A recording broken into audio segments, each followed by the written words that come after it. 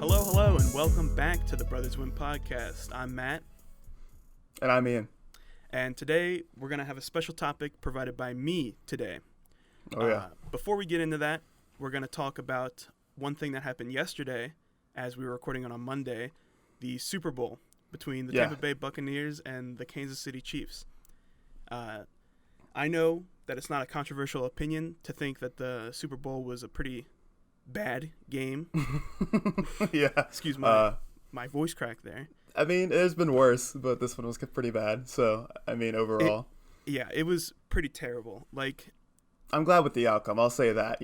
I was rooting for the Buccaneers. I don't want to get too far away from what you were going for, but I was rooting for the Buccaneers. I know you were leaning towards them as well. So. I was rooting for the Buccaneers as well, but it seemed like the Buccaneers offense actually played a football game, and the Chiefs' entire team didn't really play a football game. So it just kind of felt like the Buccaneers were handed a victory. It looked like Pat. Yeah. I was going to say it looked like Patrick Mahomes out there and a team that just found out they were playing a football game that night. It was tough. This offensive line, I don't want to get too much into the analytics because I don't know how much of our audience is diehard football fans like we kind of are, but the offensive line did not protect Mahomes, and his receivers were not as good as they normally were. So the normally high-powered and fun Chiefs offense was kind of mediocre and stale, and it really did not produce a good outcome. But it was a fun time. We had a good time last night. Matthew and I watched it together. Yes. So, we watched it with our family, and there have been better Super Bowls, but at least there were some points by one team. So yes, a COVID-safe party to be. A COVID-safe, yeah. I mean, it was just our immediate family. And I had gotten tested. Yes, so we, just to make that clear. Yes, but the Super Bowl, it just didn't feel like a Super Bowl to me. Like, even the commercials, I was complaining about this too during the Super Bowl, how I had seen every commercial that had aired already. There was not a single commercial that I liked that I hadn't seen already on Twitter. That's a weird thing. We could probably make that a podcast topic on its own, but like something about the companies releasing their advertisements before the game, and it's just like, I've seen this already on Twitter 300 times. Lil Nas X is tweeting out the 1-minute Logitech commercials. It's like, okay, I guess, but I really don't care to see them again once I've already seen them once, and maybe that's our fault as consumers, but it's just it seems like a weird process at this point. Yeah, I'm not entirely sure how companies benefit from letting people or their own marketing divisions release their commercials early. It just doesn't make sense. And that mixed with the absolute terrible play from the Super Bowl, it was just like, and we didn't really have Super Bowl food either. We weren't doing like a party like. Yeah, it was very casual. It was just a family immediate family get together. Yeah, it was just an immediate family. We did more trivia than we watched the Super Bowl. We didn't actually watch the Super Bowl. Yeah, and it was disappointing. On the topic, let's not get too far away from the commercials because I know a lot of people like watching the commercials. Did you have any, like a top three maybe? I'll be honest, none really. I don't have any memorable ones. The two T-Mobile commercials. I think the one Tom Brady one technically isn't a Super Bowl commercial because it was aired like in the pre-show. But that one was really good. That one I thought had an original idea, good acting, and pretty simple and pretty short. And the one with Gwen Stefani and Blake Shelton in it. That was pretty funny too. That was pretty good. But I can't name another one that I liked. I like the Lil Nas X song. I mean, I'm excited for that to come out, but I don't like the commercial because I couldn't even tell you it was a Logitech commercial. Yeah, they were just like drawing and like artists and it was a commercial for Lil Nas X. I'm pretty sure. The Eminem one's the only reason I like the Eminem one. I didn't really pay attention to it, but it had Dan Levy in it, the guy from the TV show Schitt's Creek, which is a favorite of mine. But I mean, other than that, I don't really have many that stuck out to me. Like they had the Paramount Plus like series, and that was if I had to put a third up there, it'd probably be the Beavis and Butthead one of that because it was so short, and it was decently funny because Beavis and Butthead is decently funny. Yes, that's for sure. Yeah, decently funny. And then SpongeBob came in later on that one with the Sweet Victory, which I mean, kind of a play on the last Super Bowl where they tried to have that. Was that the last Super Bowl? Or that was two? Travis Scott's Super Bowl, which was last year was Shakira and J-Lo, so I think it was 2 years ago, if I'm correct. But I mean, it was fine. Like everything was just okay. Like I mean, you had the commercials which were like whatever, the game itself which was like whatever, and then you have the halftime show by The Weeknd, which I don't mean to be controversial about the show, but I don't really know many people are thinking about it, but I think the lack of response I'm seeing is because it was just so like mediocre, you know? Do you agree, Matthew? Yeah, I didn't like any of it really. Like any of the show or the entire any of the show. Thing? The specific Weeknd show. Well, any of the entire thing really, but that's fair. The show itself was pretty lackluster, and it you said that he gave like $7 million of his own money, right? I had read that yeah, like the NFL gives a certain budget for the halftime show, and I guess Pepsi or whoever is the advertiser also donates money for it, but not donates, I mean they spend it, but I think they ran out of budget, and The Weeknd spent $7 million of his own, you know, capital to make it what he wanted it to be, which seeing what it was. Yeah, I don't know where that $7 million went. I don't know. I guess like the $4 million extras he had on the field, because maybe. I don't know what the going salary of one of those men is, but if it's anything like marching band hires, it's not much. They don't get paid much. Like I wouldn't imagine. They get paid like a workday's work, like a decent workday's work. I mean, they were televised on the biggest TV event of the year, so maybe that was get away with cutting some pay. So, people to be but they're all considering he spent so much money on it, was just could have been better.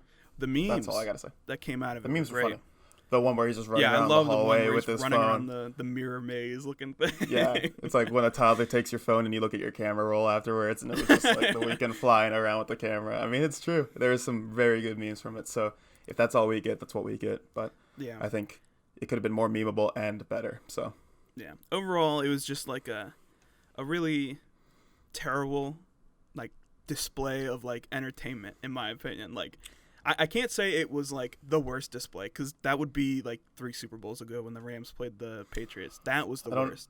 I don't remember. I tried to block that one out of my memory. I remember it, considering like I think our sister had come over, I think, to our house, and usually I stay up. Like if anyone comes over, like I'll stay until the last person leaves. Like I'll stay upstairs, like not go downstairs into my room. But like that one, I was like, listen, like there's no reason for me to stay up here. It's like 3-0 at halftime. This game sucks. The commercials aren't that good. Like just watch them online anyway at that point. That's when they started doing that, I feel. I forget what halftime show that was, but I don't think it was memorable. It was Lady Gaga. I thought that was the Travis Scott, Adam Levine, Maroon 5 one. No way. Let me see. I think it was. All right, well, Matthew, I'll riff off that, but I don't know, just overall as an experience, we have to also kick in the fact that it's a year of a pandemic. It's almost been a whole year now, and I mean, it only affects the quality. Like, I mean, the football games have been good this year, considering, I mean, the concert could have been fine, everything considered, and commercials, it wasn't like there was a stop on production of commercials, I'm sure, because companies want to sell their products, so there's that caveat, but I think overall it was lackluster. So it was lackluster, but overall it was impressive that the NFL had an entire season. That's insane. Getting to the Super Bowl was something that I didn't think would ever happen. I thought we were getting like 3 games, and then it was over. Yeah, I mean, you see the NHL and the NBA struggling with it right now. A lot of teams are taking like hiatuses for weeks at a time because they can't play their games because they don't have enough players to dress and play a game. It especially affects them just because they have so many games. Like I know the Wizards missed like 7 games. Yeah, and a lot of the Washington Capitals, the hockey team that we root for, they had 4. They're just getting some players back from, I think, January 20th was the last time we played. Today's February 8th if people aren't listening exactly on time. So, but it's affecting leagues a lot. Like I think the New Jersey Devils and the Buffalo Sabres haven't played a game in a while. I could be wrong about that, but it's a lot of teams are being, and the NFL, there weren't really, I mean, one game had a couple teams had to switch their bye weeks around, but I mean, ultimately they played every single game and they got to the Super Bowl. So, I mean, it was a phenomenal success. Yeah. I'd say. Just to go back onto the show, it was the Travis Scott and Maroon 5 show. Okay, I thought so. So that was a disappointment. I think the Lady Gaga was the year before that. But yeah, it was like, I was excited for the Travis Scott show. I remember being excited because I was like, oh, this could be good. And especially because of like one song, right? Yeah, because of the Steven Hillenberg tribute, I was like, this could be good. But it was, they didn't really do anything with SpongeBob. It was like 3 seconds and he came down on a meteor for Travis Scott. For Travis Scott to do Sicko Mode. Yeah, it was an experience. But yeah, going on from the Super Bowl, we can start talking about my topic this week, which also has to do with sports. And it's something that both you and I know very well in the past few weeks, especially in the playoffs of the NFL, sports gambling. Oh, okay. I think that online sports gambling should be illegal in every state. Should be illegal. Illegal, like so bad. No one should be able to. No one should be able to online gamble. So in my general initial, as well, not just sports gambling. We'll talk about it. So you're saying okay, so no online, but people can still go to casinos and they can still play. Yeah, you can still bet on like horses. You can still go to like in-person sports books and stuff like that. But there's just like there's a lot to it that doesn't seem right, and also can seem unfair or very suspicious in a way. So this is an interesting topic. There's a lot of different routes we can go down. My first thought when you said that what your topic is, that sports gambling should be legal, is that every postseason game this year, at least, you have not in online gambling because that's illegal in Maryland, but on DraftKings, daily fantasy sports, things like that. I've seen you, no free ads here, but I've seen you use those. Yes, I have used them, and and I can say for a fact that it's a lot of fun. Yes. And I've done it too. Yes. I have an account. I don't do it as often, but I still enjoy to. I think I've done it once. So I mean, I play fantasy sports. It's pretty much the same thing. But anyway, continue. But with these apps, basically, you put in real money and you get into tournaments and you draft a lineup for a game or multiple games with players, and you see how good they do, and they get points for you, and you get more money based on where you place in the tournament. And for me, it's a lot of fun because you can bet on a game that you weren't really interested in, and you can get interested in the game because you're interested in the players doing well. I'd agree. Yes, I don't like a lot of teams in the NFL, but I like a lot of players. And I like knowing the players too, so it's kind of cool, that mix. But in my experience, it's very easy to not be able to control yourself. Like for me, I set a limit when I got into it. I got into it at the start of the NFL playoffs, and I said, I'm going to bet on as many games as I can, as little money as I can, so that I can get as much enjoyment as I can. And I'm only going to put in $20. Yeah. So I put in the $20, and I said, I'm going to have fun with this because, you can put your $20 into something else and have fun. You can go to a carnival and put $20 into it and have fun. You can buy fast food. You can buy fast food, have fun for a day. For me, I put $20 into it, had fun for 2 months, and now, since football is gone, I'm basically done. Yeah, I've spent $20 on way stupider things. Yes.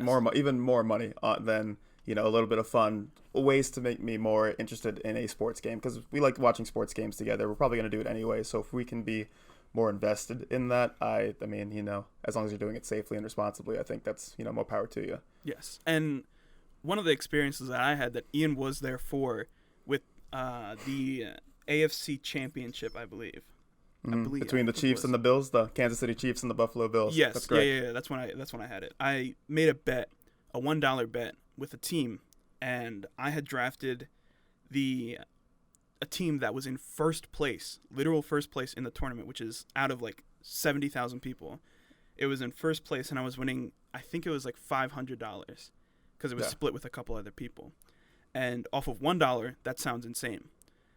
I mean, the way you're making your money. Yeah, but at the end of the third quarter, it started to go down, and another player started breaking out, and it happens, and you go down, you go up, and you go down.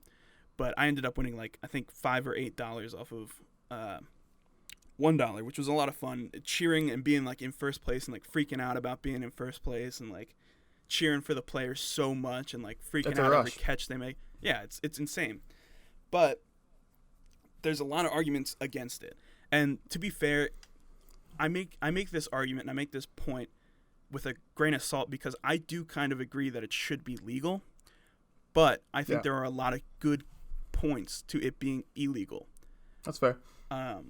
Especially from my position, being 1 year underage, it's very pregnant to me seeing all of the underage gambling opportunities I have. Like, I don't partake in many, one of the main sources of gambling that I could partake in is online poker. I love poker. And our dad taught us how to play at a very young age. Yes. And we're pretty good at it, you know? Yes. So, and anyway. My uncle taught me how to play even better the last time we played. And now I know how to play at like a higher level. And it's a lot of fun to play online. But I don't put any money into it. I don't put any money in the online poker because I know... Because they have free tables, right? You have tables you can just go to and play for fun, you can go to free tables. There's a streamer I watch has a sponsorship with this one website. And he holds a tournament every, like, month or so. And I join in on that usually if I see him playing it. And I'll just play and see where I place. It's usually like 500 people. And they all play and... we see where we place. I've placed pretty high in that before. I think I placed like 16th last time I played out of 500, which was pretty fun. But it's so easy to get sucked in. Like, all I have to do is put $10 in to that website, and I'm underage. Like, there's no filters for that kind of stuff. Yeah, it's an unfortunate byproduct of our time. I mean, we live in a very online age. Technology has increased so that we're more connected, but that also leads to companies trying to learn how to make more money through this tool. And gambling, I mean, casinos, online gambling companies, they just, they'll want to make money the way they can. So they're going to be advertising to young people who can legally do it. And a lot of people have a problem with this. We know, like, people have issues with gambling. It's an addiction if you go too far with it. So yeah, I think I understand your topic in that, to where if you go too far, you can fall down a big hole. And I mean, just a preemptive thing to this whole conversation. Our last episode was about a golden retriever that did sports really well, and now we're talking about online gambling and the serious side effects. So just for people listening at home who are like, I thought we were going to talk about more golden retrievers or something like that. Yeah, I think that there can be this podcast is about conversation, and while we will try to make it funny, there will be some times where I think it's serious too, and we'll have serious conversations about gambling, but we're also going to try to make it funny and have different even this conversation topics. We can make funny, but there is a serious side to gambling, and we don't want to terrible it is. We don't want to make light of addiction, and that happens different ways. You can get addicted to many things, and I know there are many sites and phone numbers and things you can reach if you have a gambling problem. So before we talk about all this, if you do, you should definitely look out to those resources. But anyway, on that on that more serious note, we should start talking about more things you have with this topic, Matthew, because I don't know if I agree with you fully, and I kind of want to. So let's keep going. Yeah. Okay. So one way to make this a little funnier is to go and explain a situation that happened 5 years ago in a video game community. And you might I don't know where you're going this. I don't know where you're going. This. Okay. Is it CSGO? Yeah, it's CSGO. Okay. There was a huge boom in CSGO gambling. CSGO is a video game, Counter-Strike Global Offensive, where there are items that cost real-life money. And all they are cosmetic items. They just look pretty. They don't do anything. They don't give you an advantage. They just look pretty. But they're like skins for your guns, skins for your knives, things that make the game look better for you. Yes. And they can get extremely expensive because those items are very rare and that game is very popular.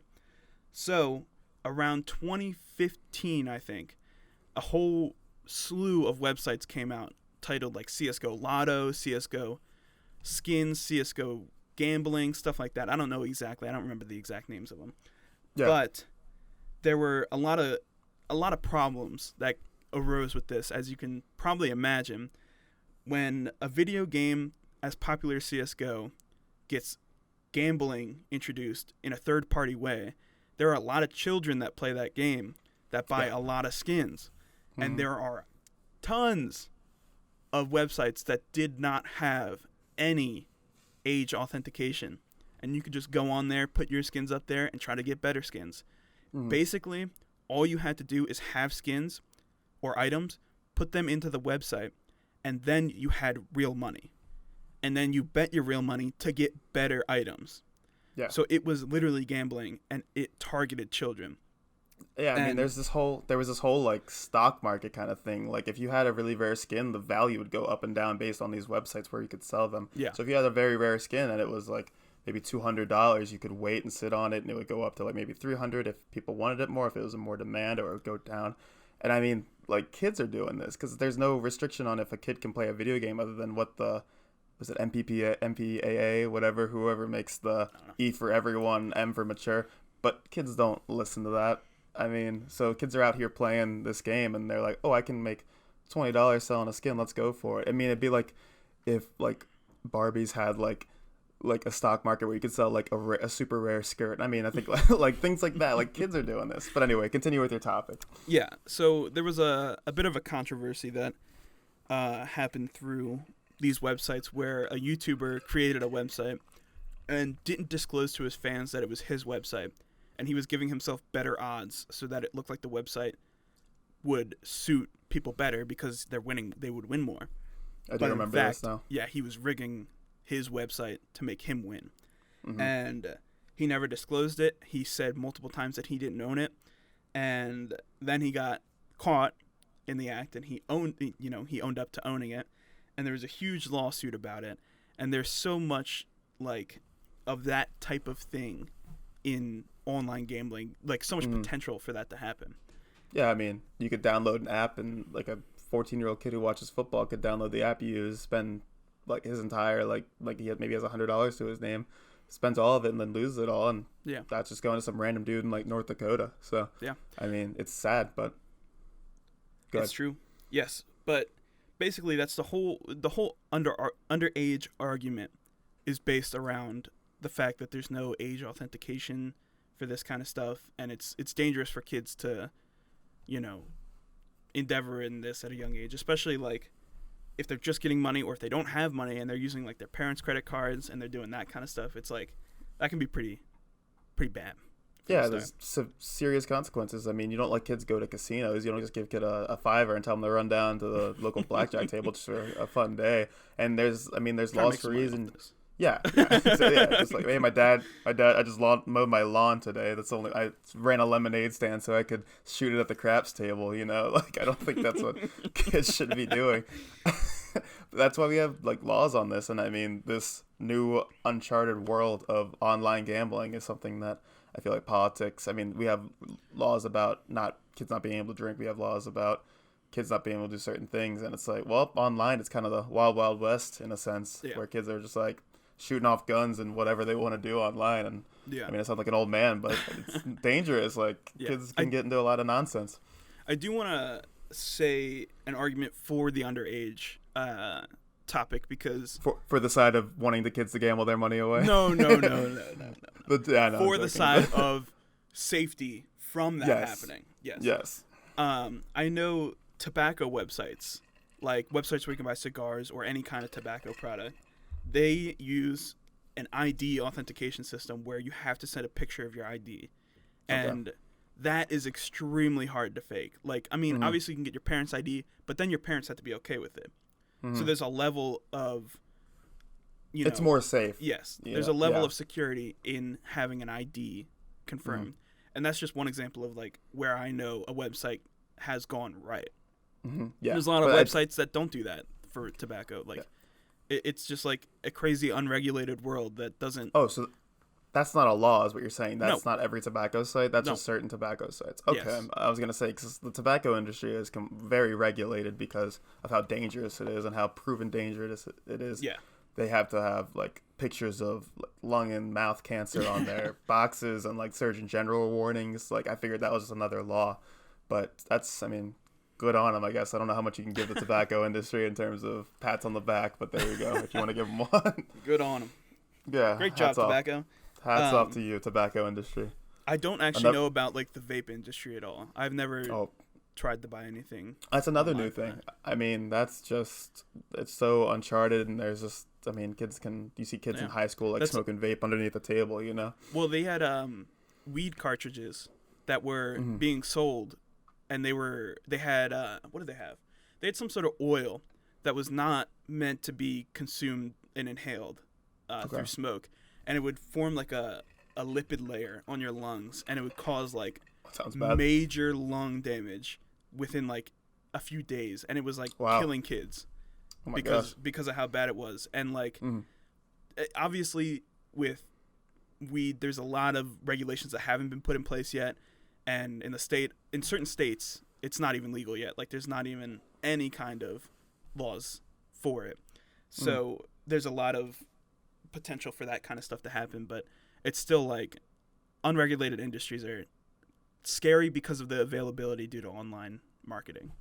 Yeah. Yeah. And kind of going off of that, my next point for the sports gambling or the gambling online is the anonymity of it, and how nobody knows who you are or what you look like. You're not broadcasting yourself out there. And one of the big things I read up on is that people go onto these websites when they are blackout drunk, and they'll gamble away all their money. Yeah, and usually at a casino, they stop you because you're usually acting up if you're blackout drunk, like you're throwing shit.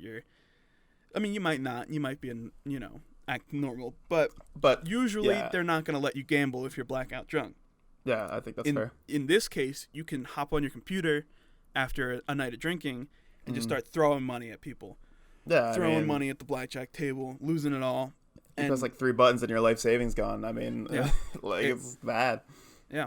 And along with that, in tandem, one of my other arguments is it's easier to believe that you're not actually losing money. Oh, yeah. Because it's a number. It's less real. Yeah. I've had that feeling before on like Steam, which is a video game platform, like a buying platform where you buy video games online and, you own them. It's kind of like GameStop online. And you have a wallet full of money, and you put money into the wallet to buy games. Yeah. And sometimes I have excess money in that, like maybe $5. And I see it and I go, oh, that's like free money. Like it's $5 of virtual money that I can buy a game with. What game can I buy now? Yeah. And it's very easy for me to just spend it on a game. I think that's what casinos do, honestly, too. I mean, like, I'm just saying it from that. They don't use straight up cash. You don't put like $10 down on a table of like blackjack or anything like that. You trade it in for chips. And a red chip seems less, it doesn't hurt as much to throw that into gambling compared to a $10 bill that seems less real. And even with the prevalence of like using your phone to pay for things, or using just even a credit card or debit card to pay for things, it doesn't feel as real. It just is like there, virtual money.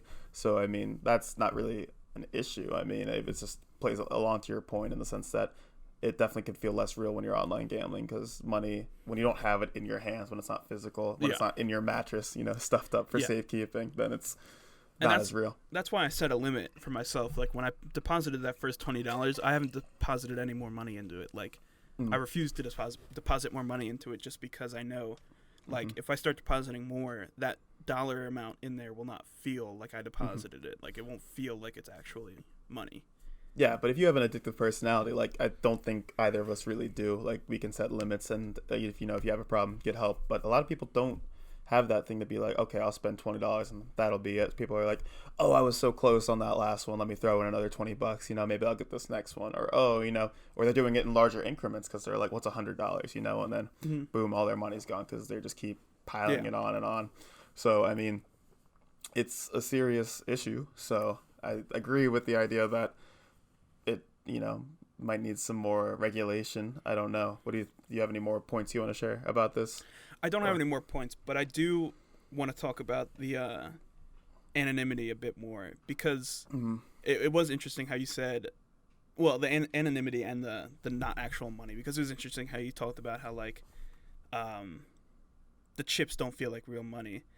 And like, I've never been to a casino. Have you?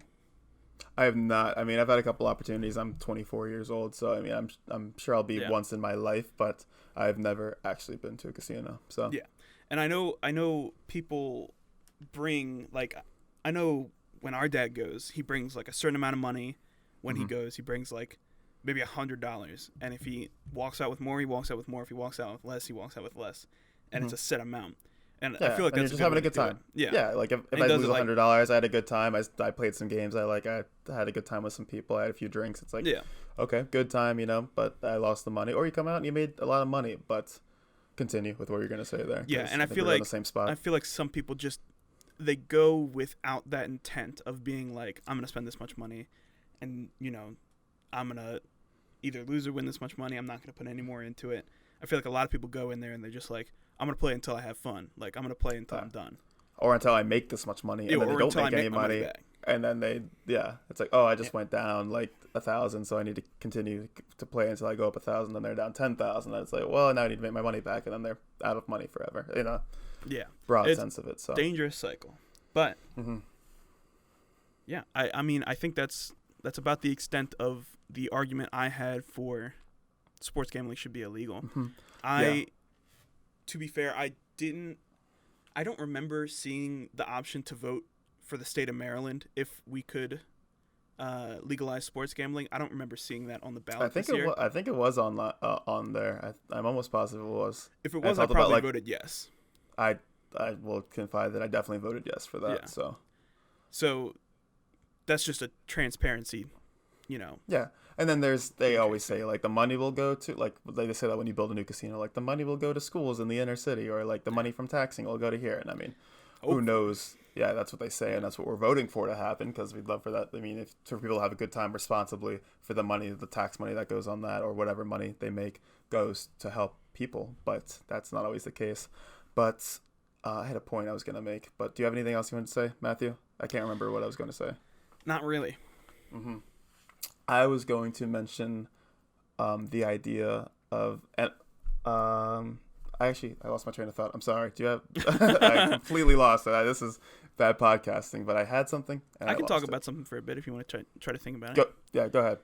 I'll talk about more of my online gambling experience. So one of the first times I can remember online gambling technically is when my dad was playing a poker tournament. Yeah. And he had to go to work, I think. And, these poker tournaments online last an extremely long time. They don't end very quickly if you want to win a lot of money or you want to win first. And for the way he was playing, he had to win first, I'm pretty sure. Or top 2, top 3, something like that. And he had to go to work, so we were playing. I'm pretty sure me and you played one time. I've played a time. My sister actually won him a tournament one time. I remember he told us about that. Yeah. But it was down here in this room. There was a computer in this room, like over there. There used to be our playroom. Yeah, our playroom there. The computer was there and all that. Computer, and he would play poker on it. And he never put any money into it. He made all of his money off of free tournaments and getting to, basically the way they structure it. It's kind of predatory in a way because it seems impossible to get money unless you put money in, because you have to win these free entry tournaments. You have to win them, and you have to win 3 in a row, I'm pretty sure. Okay. Then once you win 3 in a row, you get a ticket to another table where people normally put money up to get in. But it's like a free ride kind of thing. But in his case, he got the one free ticket. Everyone else has to pay. Yeah. So it's very predatory as well. I mean, they want to make money. They're not just going to be giving money away. It's but casinos also do that as well. Yeah, there's an element to it all. So let's get into a more broad conversation here. I think this is what I was going to go off earlier, is that every industry, there's countless industries that harm people. I mean, you could go from alcohol harms people, tobacco we talked about earlier, gambling. I mean, there's just so many, sugar, processed foods, like fast food industries, they know what's happening. They know the data. Everyone has data to be drunk driving, overeating, too much tobacco, too much gambling, all the things that result from it. But they continue to do it. So, I mean, that's just based on a capitalistic system that we have, is that if there's a market for it, we're going to have a company. There's going to be people that are going to sell it because they're going to make money. So that's when it comes into the sense of the government stepping in. Yeah. So I wanted to ask you, do you think the government should step in and have because right now online gambling is illegal in most states. I'd probably say there's 5 to 10 where it is legal. I would say something like that. So do you think there should be a federal government thing to be we need to stop this? We've let too many industries go on far too long that have done this, or do you think they're that's sweet tax revenue? I don't know. It's a very broad I can government topic. I think the internet has its place in terms of freedom. There's a lot of non-regulated websites. There's a lot of non-regulated stuff, and that's kind of the joy of it. But when it's paired with something that can cause a lot of harm, there's an inherent responsibility for something to happen in terms of regulation. Yeah. So I don't know if the government should step in and regulate it, but there should be some sort of regulation from somewhere. Maybe it's just like a online sports federation or something like that, where specifically online, because I think there are a lot of problems with like in-person casinos, like that kind of stuff. But with the it's easier. Yeah, with online, it's a lot easier. There's a lot more ease of access. There's a lot more advertisements for it too. Like, and it's harder to police in a sense. I'd say. For me, I don't really see, like Horseshoe Casino ads. I see like online sports betting ads. I see like FanDuel Sports, DraftKings.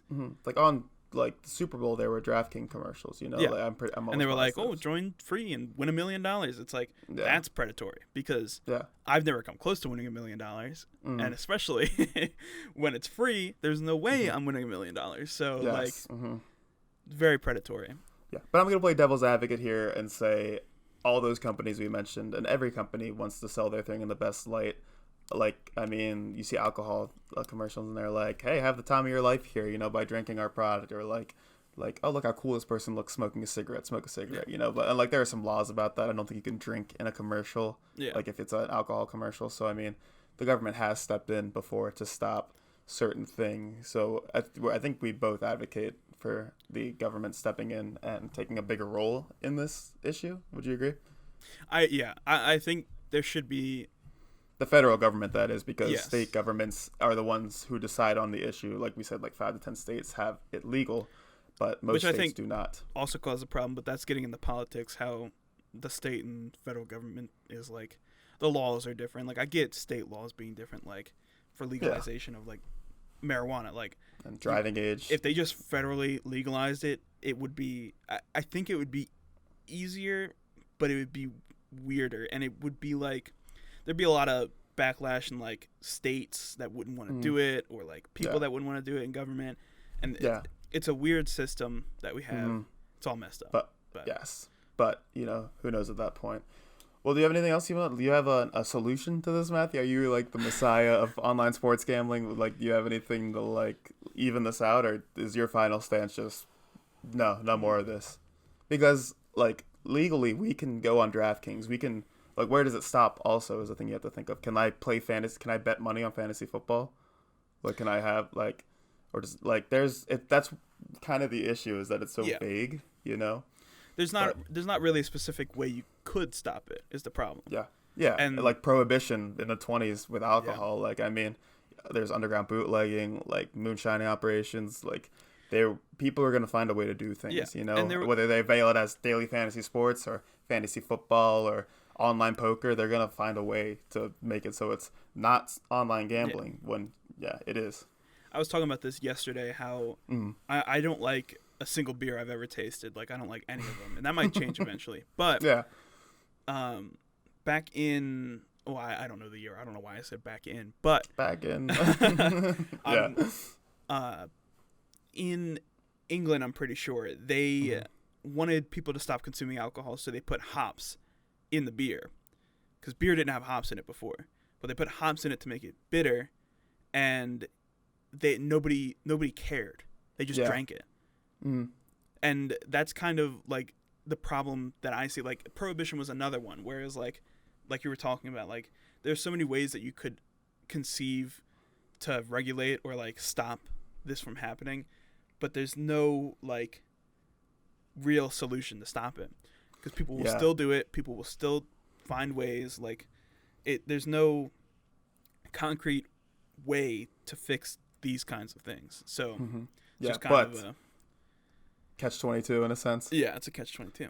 I've only read the first page of that book. The saying, though, I have not even read any of that book, so you're ahead of me. It was a reading assignment for me. I chose that book. Okay, then you're worse off than I am. Yeah. So, but I think it's an admirable thing to take a stance, in terms of, I mean, no one wants kids to be start gambling earlier. I mean, except for gambling companies, I'm sure. But I think it's good to be, if the federal government to be like, hey, we're going to put the brakes on this now because we don't want this to get out of hand, and who knows where that leads from there, but it'd be good to get a good solid stance, I think. on, hey, we're not going to be doing this. We got to avoid having this situation. And it's hard because it's such a vague thing. It's such a, like, what is online gambling? Is it online poker tournaments? Is it fantasy football? Is it DraftKings, you know? So it's a good topic, though. I'm glad we had this conversation about it. It was a little more serious. Else? There was some pretty funny riffs in there, but nothing too crazy. I mean, there were no completely new movie scripts about a athletic golden retriever, but that's okay. It was a little harder to do improv on this topic, and I realized that at the beginning when I thought of the topic. I had a hard time thinking of a topic this week. I know it came to me literally yesterday when me and my sister were talking, and she said something about gambling, and I was like, I do online sports gambling. I'm like, that's not a good thing. We can talk about that. Yeah, that's fair. Good. Yeah, and it's just like I want to make this a variety show. Yeah. Like, I don't want this to be like, oh, we talk about sports every week, or oh, we talk about movies every week. Like, it seems very easy to think of a movie and either talk about it or like shit on it and then, make up an improv movie about it. Like, it seems very easy to do that. Yeah, so I wanted to try to get into a different type of topic, and I think it worked out pretty well. It was a little serious, but I think we can get back to the super comedy next week. Yeah, I mean, I enjoy talking about it. We'll see, how it does and how people react to it, and I think it's good. I like talking to you about it. Overall, it's still just our conversations. Like, this is what we talk about. That's what it is. That's kind of what we're doing this for. But I already have my next topic planned out, and I think we can get pretty funny with it. So hopefully that'll be a good bring back to that. So thank you all for listening. Matthew, do you want to continue with the outro here? I kind of stole your thunder as host. Yeah, sure, no problem. I guess I'll take my job back. I guess you'll do what you're supposed to do instead of me taking it from you. All right, everyone. Thanks for tuning in to the Brothers Whim podcast. Be sure to follow us on Twitter, Instagram @BrothersWhim, and on YouTube, the Brothers Whim podcast. Make sure to stream on Spotify, Google Podcasts, and Apple Podcasts. Every single one, actually. Make sure you get all three of those and listen on every single platform. Yes, make sure you're streaming on every platform. If you don't stream on every platform, you're not a true fan. Make sure you do that. Yeah, diehards over here. Thank you. Also, make sure to check out the previous episode if you haven't yet. We're going to be going, hopefully, on a 2-episode-a-week schedule. So there should be another episode out sometime this week. Yeah, we're hoping Friday is our next date to get this up. Hopefully this episode's up today. I hope I can get that out today because I have nothing else to do. So thank you for probably get that out. But yeah, I hope you guys enjoyed, and we'll see you next episode. Yeah, and one quick thing. Thank you all for listening to last week's episode. Really appreciate you all. And thank you for listening to this one. So, yes. All right, thank you. Sorry to steal your thunder on that outro, but see you, everyone. Yes. See ya. Bye.